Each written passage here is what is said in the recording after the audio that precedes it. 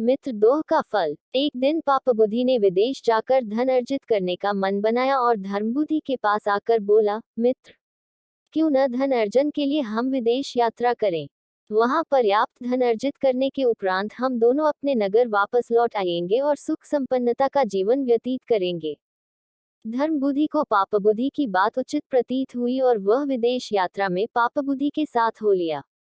दोनों ने देश देशांतर की यात्रा की और प्रचुर धन अर्जित किया।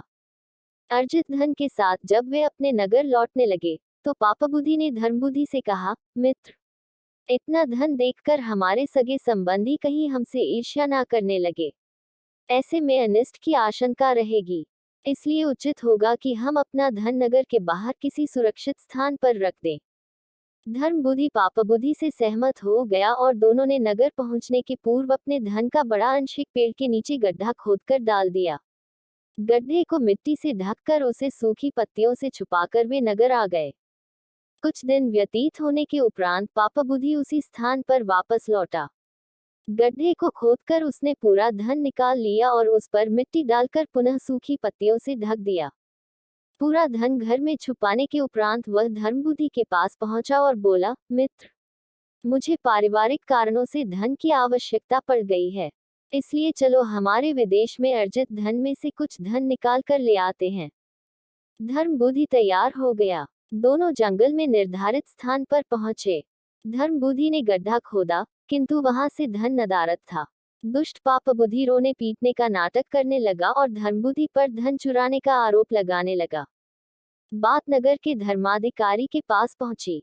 पापबुद्धि ने धर्माधिकारी के समक्ष धर्मबुद्धि पर चोरी का आरोप लगाया और न्याय की गुहार लगाने लगा।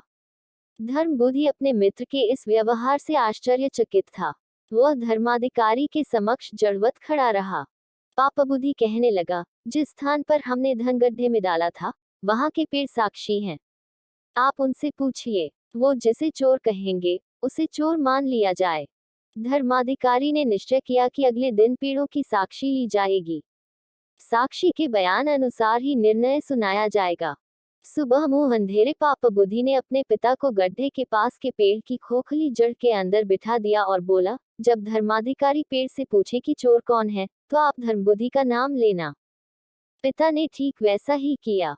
धर्माधिकारी ने जब पेड़ से पूछा, वनदेवता, धर्मबुद्धि और पापबुद्धि के धन चोरी हो जाने के प्रकरण में आप साक्षी हैं। कृपया बताएं, इन दोनों में चोर कौन है। प्रश्न सुनते ही पेड़ के खोखले जड़ के अंदर बैठा पापबुद्धि का पिता बोला पड़ा, धर्मबुद्धि चोर है।